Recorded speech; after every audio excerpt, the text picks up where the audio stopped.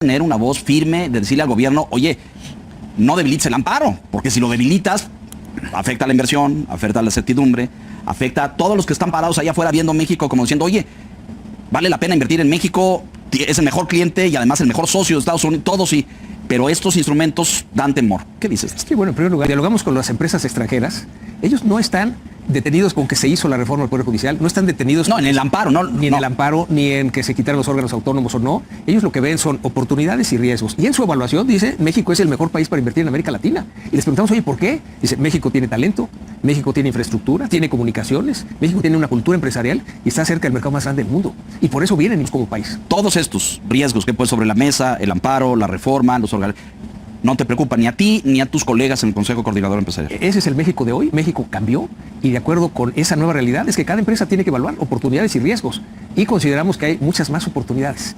Esas que sí ven las empresas extranjeras tenemos que impulsar para que las empresas mexicanas también lo vean. Y desde luego trabajar en propuestas de manera conjunta con el Poder Legislativo a mejorar los programas sociales que ahora le llaman los programas del bienestar, pero sin duda tiene que ver con el ingreso adicional que obtuvieron los trabajadores a partir del incremento del salario mínimo. Sí, qué bueno que pone sobre la mesa esta parte de los mexicanos que han podido salir de la pobreza, desde luego 13 millones de mexicanos y hay que celebrarlo. El reporte del INEGI es muy claro. La mayor razón por la cual han salido de la pobreza tiene que ver con el aumento de salarios, es decir, con lo que las empresas pagamos a los trabajadores. Un gusto saludarlo desde su canal Legión Política. Polémica fue esta entrevista que tuvieron Leonardo Kurchenko con el presidente del Consejo Coordinador Empresarial, José Medina Mora. Habla de las perspectivas, de los proyectos, el papel empresarial que lleva a cabo en coordinación con el gobierno de la doctora Claudia Sheinbaum, que se fue hasta para atrás. Leonardo Kurchenko, lo conocemos, es un medio que siempre ha sido golpeador en contra de la 4T. Vamos, amigos y amigas, a ver este tema importante y que, pues para mí, que salió mal la entrevista, no se imaginaban escuchar esto del presidente del Consejo Coordinador Empresarial. Lo vemos y lo comentamos. Empresariales. Sí, cada que hay un cambio en la presidencia del CCE hay esta reflexión de qué tipo de CCE se requiere para el momento del país, qué tipo de liderazgo se requiere también para el CCE. Y en esta ocasión, digamos, en ese ejercicio de reflexión, el resultado de mi postulación y elección como presidente del Consejo Coordinador Empresarial llega a una candidatura de unidad. Es decir, en el ejercicio de reflexión recibo el apoyo de todos los organismos, de todos los empresarios, y esa candidatura de unidad me parece que fortalece desde luego el arranque de mi presidencia en el CCE, pero también manda un mensaje muy claro de que hoy hay unidad en el sector empresarial, estamos conscientes de los retos y desafíos que tenemos en el país, hacia adentro en lo que es reactivar la inversión, pero también hacia afuera en lo que es este proceso de revisión, renegociación del Tratado de Libre Comercio del TEMEC, en donde tendremos que hacer este equipo con el gobierno tiene que hacer su parte, temas que ellos tienen que negociar con el gobierno de Estados Unidos, pero nosotros también como sector empresarial tenemos que hacer nuestra parte con nuestras contrapartes en Estados Unidos y desde luego trabajando con diálogo y colaboración, pues lograr esas mejores condiciones que necesitamos para el país. ¿Ves sintonía con el gobierno, José? Es decir, porque el discurso siempre es bienvenidos los empresarios, bienvenida la inversión, pero luego en los hechos como que se atoran las cosas, ¿no? Sí, los cambios que vemos, Leonardo, es que el gobierno está consciente que se requiere la inversión y ahí coincidimos, pero además está abierta la inversión privada y no nada más en proyectos, hay varios proyectos de inversión privada, por ejemplo, de generación de energía que no había habido en años anteriores. Estaba cerrada la puerta. Estaba cerrada la puerta, hoy se vuelve a abrir y no nada más eso, sino que se abre la posibilidad de inversiones mixtas. Es decir, es un reconocimiento del gobierno de que tenemos que trabajar de manera conjunta el gobierno y el sector empresarial para lograr impulsar esas inversiones y con eso el desarrollo económico del país. ¿Tienes confianza? Sí, definitivamente. Y vemos el cambio. Hemos solicitado esa apertura. Hoy hay una respuesta a la apertura. Entonces, el diálogo y colaboración con el gobierno nos parece fundamental para lo que requiere el país en este desafío. Desde luego, ha habido un crecimiento bajo. Este crecimiento puede crecer y lo que se requiere es la inversión. Y ahí coincidimos en que eso requiere el país y que además estaremos trabajando de manera conjunta. ¿Qué reto ves tú en materia energética para el país? Sí, bueno, nos parece que lo primero que hay que reactivar en la inversión es generación de energía. Porque las empresas que tienen proyectos para invertir en México, desde luego piden certidumbre jurídica, piden seguridad, pero piden que haya suficiente energía disponible. Si no tenemos energía disponible, pues no van a llegar las inversiones en otros sectores. Y que mencionas, Víctor, la necesidad de inversión en infraestructura, no nada más de energía, infraestructura en general. O sea, tenemos una economía muy dinámica, Veamos simplemente los tramos carreteros, México-Querétaro, a San Luis, a Matehuala, a Monterrey, a Nuevo Laredo. Hay cuellos de botella por la cantidad de trailers que circulan. Necesitamos ampliar nuestra infraestructura. Lo mismo sucede del puerto de Manzanillo hacia Guadalajara. Es decir, no hemos actualizado esa inversión en infraestructura que requiere para que pueda fluir mucho más fácil ese dinamismo de la economía. A veces nos quedamos, Víctor, nada más con la cifra del crecimiento del Producto Interno Bruto, es bajo. A lo mejor será 0.5, México dijo 0.3, creemos que va a ser arriba del 0.5 el cierre del 2025, pero es bajo contra el potencial que podemos lograr. Pero lo que dejamos de ver es el tamaño de la economía, una economía número 12 del mundo, muy dinámica, y ese es precisamente donde tenemos que ver cómo invertir para poder apoyar el crecimiento. Vamos a dejar el capítulo político, que es de por sí interesante, intenso. Pero de todas maneras seguiremos en esa tónica de... Con donde vamos hoy, porque ahorita estamos a mediados de diciembre, acabas de tomar posesión, pero para fin de año está previsto otro, corrígeme, ¿no es cierto? ¿Del 12? Sí, está... 11, 12%. Sí, pero bueno, doble dígito más o menos. No tenemos certeza todavía. Okay. Sí, digamos, ya está definido que están las condiciones para llegar a la línea del bienestar familiar, que es lo que hemos planteado hace muchos años. Por fin en el 26 se logra, que es que una familia de 4, donde 2 trabajan, esos 2 salarios mínimos alcancen para los 4. ¿Vamos a alcanzarlo? Sí, con este aumento en este diciembre que empieza enero del 2026, se logra ese nivel. De ahí para adelante, eso también se conoce como las 2 canastas básicas. Sí. De ahí para adelante tenemos que ir viendo... Mejorarla. Desde luego mejorarla, pero cuidando también la inflación, ¿no? Y ahí también ha sido importante el trabajo de diálogo y colaboración del gobierno con el sector empresarial para el PASIC, en donde pudimos lograr en una primera fase que la inflación, que ya llegaba casi al 9, bajara al 4,5. Ahora, en este sexenio de la presidenta, la doctora Claudia Sheinbaum, en donde se ha renovado ya por segundo año consecutivo el PASIC, bueno, es más difícil bajar del 4,5 al 3, pero ahí está el acuerdo voluntario, y es una demostración de que cuando hay diálogo y colaboración entre el gobierno y el sector empresarial se logran grandes cosas para el país. Entonces seguiremos en esa tónica de diálogo con resultados para el bien del país. Sí, no, nada más iba a agregar que la recuperación ha sido del 120% en términos reales. Eso calculaba yo. Sí. Desde ahí, del 16 para acá, ¿no? Desde que empezó. En 9 años, 120%. Sí. Y esto ha contribuido también a la reducción de la pobreza que se dio en 2024 contra 2018, digo, quitando obviamente el efecto de la pandemia, porque tiene que ver, sí, los programas del bienestar, los programas sociales que ahora le llaman los programas del bienestar, pero sin duda tiene que ver con el ingreso adicional que obtuvieron los trabajadores a partir del incremento del salario mínimo. Sí, qué bueno que pone sobre la mesa esta parte de los mexicanos que han podido salir de la pobreza, desde luego 13 millones de mexicanos, y hay que celebrarlo. El reporte del INEGI es muy claro. La mayor razón por la cual han salido de la pobreza tiene que ver con el aumento de salarios, es decir, con lo que las empresas pagamos a los trabajadores. 85% se explica por el aumento de salarios.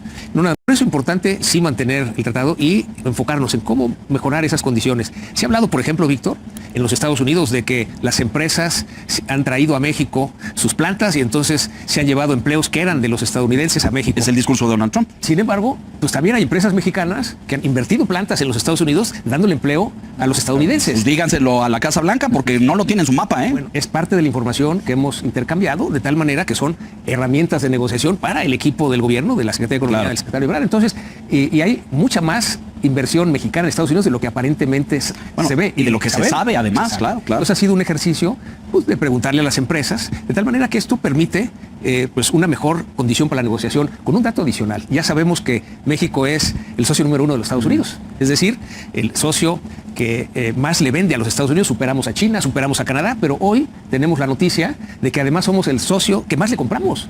Que esto no era así, pero ya rebasamos a Canadá. Quiere decir, tenemos una relación, y así está integrada nuestras economías, somos el país que más le vende a los Estados Unidos y el país que más le compra a Estados Unidos. Esto nos da un contexto de la ventaja para ambos países de mantener el TMEC y desde luego lograr condiciones ganar-ganar, ¿no? Dejar pasar esto. En la última semana de noviembre o por ahí, ¿tú ya te reuniste con la presidenta Sheinbaum? Sí, ya. En tu calidad de líder del CCE. En calidad de presidente. ¿Cómo fluyó ese diálogo? Un diálogo con respeto, muy abierto. Ella, antes de la elección, dijo que no quería recibir a los candidatos, no se quería meter en el proceso. Porque no quería dar un espaldarazo, pues. Y lo respetó, pero una vez que se definió la presidencia del Consejo Económico Empresarial, abrió las puertas para que tuviéramos un diálogo 1 a 1, un diálogo, la verdad, muy enriquecedor, buscando justo cuáles son esos temas en que coincidimos, cómo tenemos que tener este diálogo y colaboración, y coincidimos en que lo más importante que ahorita requiere el país es la inversión, y eso nos va a traer el regreso al crecimiento económico. Desde luego, habrá que trabajar en la certidumbre jurídica, habrá que trabajar en la seguridad, habrá que trabajar en que haya energía disponible.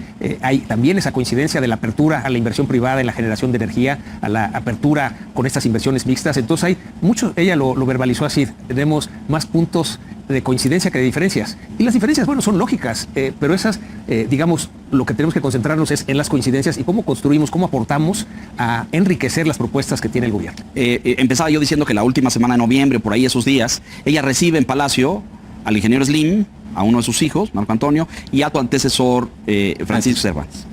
Yo no te vi en esa foto, pero a lo mejor todavía estaba el proceso de la votación o decisión en el CCE. Y luego da la impresión de que cuando la presidenta quiere hablar con el sector empresarial, le habla al ingeniero. Y su interlocutor principal es el ingeniero. ¿Es así?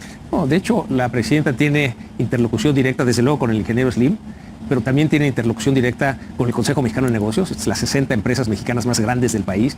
Tiene interlocución con el Consejo Coordinador Empresarial, principalmente con su presidente, pero no nada más con su presidente, sino también con presidentes de otros organismos. Líderes de cámaras y de confederaciones. Tiene interlocución directa, por ejemplo, con la Asociación de Bancos de México, con las cámaras industriales, o sea, dependiendo de los temas. Es decir, la interlocución no es exclusiva con una persona, ni siquiera con el presidente del Consejo Coordinador Empresarial, porque son muchos temas y desde luego hay esa apertura al diálogo, no nada más de la presidenta, la doctora Claudia Sheinbaum, sino también de todo su gabinete. Es decir, hay muchos temas en donde tenemos este continuo diálogo y colaboración orientado hacia lograr ese mejor México que todos queremos. Déjame ver lo que es. Hay muchos señalamientos del desmantelamiento del marco institucional en México, de las decisiones del gobierno y sus reformas en materia de amparo, por ejemplo, o del Poder Judicial Federal, o la desaparición de organismos autónomos. Y yo he escuchado a muchas voces de empresarios que dicen la democracia mexicana va en retroceso. Estamos perdiendo instrumentos que significaban un balance y un equilibrio de poderes en este país, en una república constitucional, tal y como dice la Carta Magna, no es lo que nos imaginamos. ¿Qué dices tú de todo esto? ¿Y qué dice el nuevo líder del CCE ante esto? Porque los empresarios han sido señalados por tibios y por no tener una voz firme de decirle al gobierno, oye, no debilites el amparo, porque si lo debilitas, afecta a la inversión, afecta a la certidumbre, afecta a todos los que están parados allá afuera viendo México como diciendo, oye, vale la pena invertir en México, es el mejor cliente y además el mejor socio de Estados Unidos, todos sí, pero estos instrumentos dan temor. ¿Qué dices? Sí, bueno, en primer lugar, hemos acordado con la presidenta, la doctora Claudia Sheinbaum, que esas diferencias las vamos a dialogar directamente de manera presencial. Eso mismo hice con el presidente López Obrador cuando presidí la Coparmex. Tuve esa comunicación directa con él en donde le hacíamos ver lo que pensábamos diferente, desde luego siempre con respeto y aportando. No, bueno, es el presidente, es el jefe del Ejecutivo. Nadie piensa que los empresarios van ahí y pegan de gritos, sino que el diálogo es respetuoso y es educado, pero sí hay que decir, firme. Hay que decir lo que vemos diferente. Y es interesante lo que planteas porque mucha gente se ha detenido, por ejemplo, la reforma del Poder Judicial. Sabemos que el Poder Judicial no era perfecto. Algo que sí funcionaba era esta carrera de meritocracia de jueces y magistrados. Que se viene formando la carrera judicial. Hoy en día tenemos jueces y magistrados que llegaron por este proceso de elección. Y con cero experiencia. Digamos, la oportunidad que tenemos es que si estos jueces y magistrados toman sus decisiones con respecto a la ley, van a generar certidumbre, la certidumbre genera confianza y la confianza traerá la inversión. Si los ministros de la Corte toman sus decisiones con respecto a la Constitución, igual van a generar certidumbre, confianza e inversión. Y es interesante, cuando dialogamos con las empresas extranjeras, ellos no están detenidos con que se hizo la reforma del Poder Judicial, no están detenidos en el amparo, ni en el amparo, ni en que se quitaran los órganos autónomos o no. Ellos lo que ven son oportunidades y riesgos. Y en su evaluación dice, México es el mejor país para invertir en América Latina. Y les preguntamos, oye, ¿por qué? Dice, México tiene talento, México tiene infraestructura, tiene comunicaciones, México tiene una cultura empresarial y está cerca del mercado más grande del mundo. Y por eso vienen a invertir aquí. Y no es que no vean riesgos, pero digamos, balancean oportunidades y riesgos, dices, sí invierto. Eso es lo que tenemos que influir en las empresas mexicanas, que levanten un poco la mirada, vean estos riesgos relativos, vean las oportunidades y se animen a invertir. Eso es lo que necesitamos como país. Todos estos riesgos que pones sobre la mesa, el amparo, la reforma, los organismos, no te preocupan ni a ti ni a tus colegas en el Consejo Coordinador Empresarial. Ese es el México de hoy. México cambió y de acuerdo con esa nueva realidad es que cada empresa tiene que evaluar oportunidades y riesgos y consideramos que hay muchas más oportunidades. Esas que sí ven las empresas extranjeras tenemos que impulsar para que las empresas mexicanas también lo vean. Y desde luego trabajar en propuestas de manera conjunta con el Poder Legislativo a mejorar, por ejemplo, el Poder Judicial, en las fiscalías estatales, en los ministerios públicos. Hay mucho todavía que reformar para lograr una mejor impartición de justicia. Entonces estaremos también muy activos en esas propuestas para lograr pues ese mejor México que todos queremos. Ahí lo tienen, amigos. Muy claro y preciso lo que dice José Medina Mora, el presidente del Consejo Coordinador Empresarial. y como siempre, tirando, distorsionar, sacar de contexto este importante proyecto que está haciendo nuestra presidenta, la doctora Claudia Sheinbaum. Hablamos de la reforma electoral, del Poder Judicial, de la reducción de jornadas, del salario mínimo, de la pobreza que falló más de 13 millones, en fin, temas relevantes que piensan que con estos cambios, estas reformas que hay en México, para algunos cuantos, sienten que se va a caer la inversión en México. Sin embargo, México está avanzando y está la forma de llevar a cabo un proyecto de negociación también con el TEMEC, y lo importante aquí es que el sector empresarial está coordinado con el gobierno de nuestra presidenta, la doctora Claudia Sheinbaum. Saquen sus conclusiones, amigos y amigas, y mándenme sus comentarios. Aquí los leo. Gracias por su poderoso like. Compartan la nota y suscríbanse a su canal Legión Política. Les recuerdo, yo soy Francis. Cuídense mucho. Adiós.